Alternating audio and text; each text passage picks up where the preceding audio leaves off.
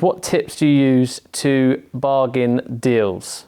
So what tips do you use to bargain deals? Well, obviously, first and foremost, if you're looking to find and get better deals, then you want to get access to those deals. And that's usually through either relationships with sources, other property investors, estate agents, or it's getting actually a direct to vendor relationship with the owner of that property. So first and foremost, how are you getting to find out about that deal, that property? Is it because someone is bringing you that deal because it's a great opportunity, or an owner is keen to sell, they're motivated to sell? Or is it simply you've just gone out on a viewing and you're just viewing houses and hoping that one of them's gonna work, okay? Because going out and viewing houses is the only way to really get started. You won't build relationships, you won't progress forward if you don't do that. But there comes a time and a place where, just viewing houses with random agents won't always find you the best deals. You do have to lean on relationships. So you need to really build relationships with estate agents. You need sources out there looking for you to bring you deals, and you need to be trying direct to vendor marketing. That's going to get you in front of the best opportunities. Second to that is too many people focus on finding a house that just needs a refurb. And because a house needs a refurb doesn't mean it's going to be a good deal. In fact, there's plenty of owners out there that know they can sell their house for a bit of a premium because it looks like a good buy, refurbish, refinance, or it looks like a good flip project. So don't play into that. What you need to find is someone who is motivated to sell effectively. And that means that they have a short timeline, or they're willing to take a discount because they do want to get that house shifted. And motivation can come from anywhere. It can become because someone desperately needs that money financially, or it can be because the property is a headache and it's not in their area and they don't want to deal with the work. So you need to really find out as to why that person is motivated, push into that and try to create a win-win. That will result in better deals, basically. With all the investment news about Manchester, do you think this is a good long-term bet? I think Manchester's been like an awesome investment area for years now, really from like 2015 onwards. It's been on an upward trajectory. It's the London of the North, really. And although I love Liverpool and I love the Northwest in general, Manchester really is the heart of that. And I think the city has so much going for it, and the growth prospects do as well. They're continuing to build there. They've got really good, like what I call city fundamentals in terms of transport, businesses that are there, the type of people and entrepreneur that are there, the companies that are there, the bars there, the restaurants, there's so much going for it. And now on top of that, of course, they've got all the additional news such as the stadium, the train connections, etc. It's only going to continue to be a powerhouse. So you haven't caught it early, but I believe you've kind of caught it, the growth kind of halfway through, or maybe a percentage of the way through, and it will continue to do really well. I also think off the back of that, places like Liverpool will only continue to do incredibly well as well. So you're not at the front of the journey, but you certainly can hop on now and still see a really good benefit from investing in those areas. What's the best strategy if I remortgage my family home and release 50K?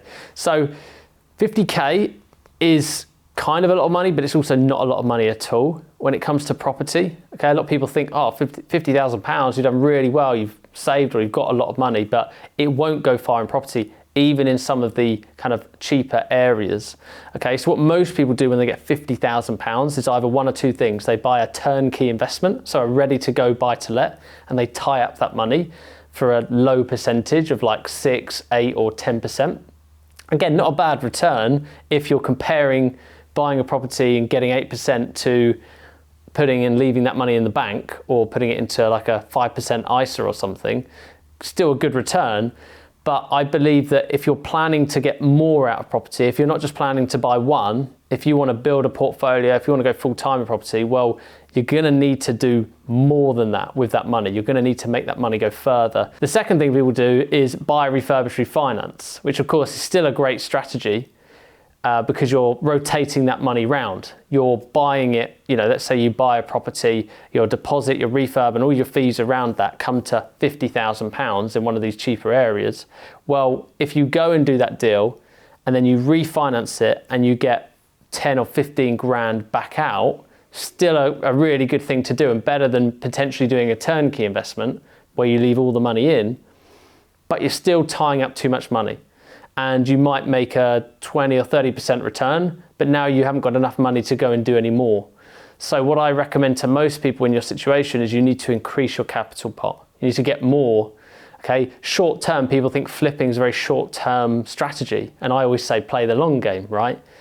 But if you are doing a strategy which allows you to get 50% return on your capital in the first year, that in turn will allow you to get further along the line when you do start buying and holding properties. So if you can take that 50k, make it into 75, make it into 100k, well now you can get more buy-to-lets further down the line.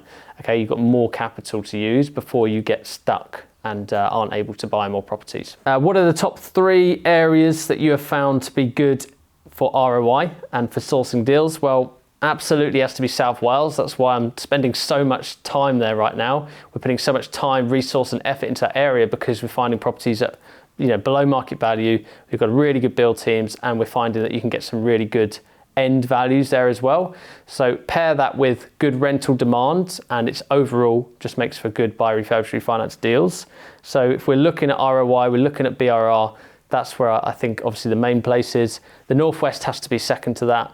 And then I'd say probably parts of Yorkshire, maybe West Yorkshire is like a third.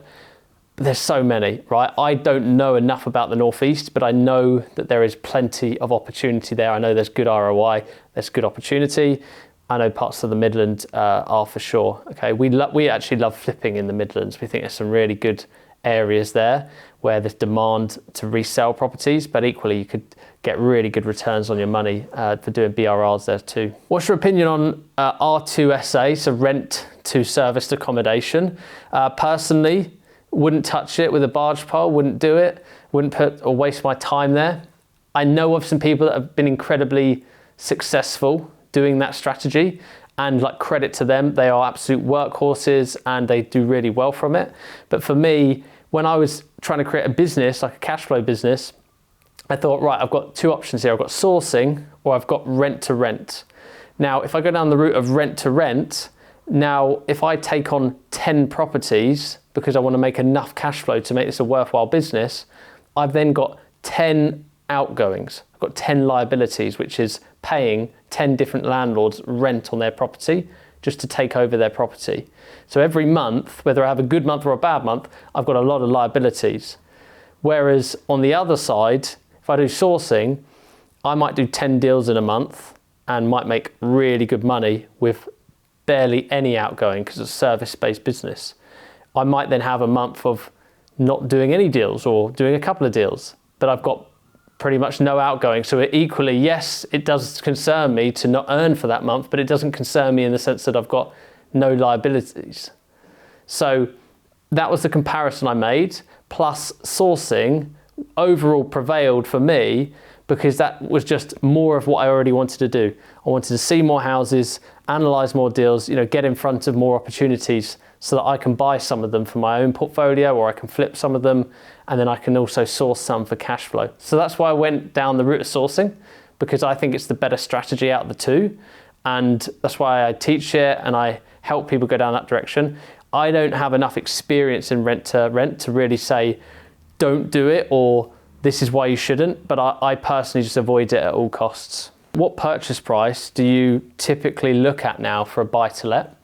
And the honest truth is, a deal's a deal. If something was really good, like an absolute steal, then I'd buy something whether it's 50 grand or 200 grand. So what I am trying to purposely do is to purchase properties that are higher in value if I can. So I'd prefer to move on the deals where maybe the purchase price is above 100k and maybe the end value is like 200k, and providing the numbers work on the back end, because that ultimately is where I make all of my decisions, is it's not the purchase price or the refurb, it's what is it worth at the end, so then I can sell it or refinance it, and then I work my way back from that.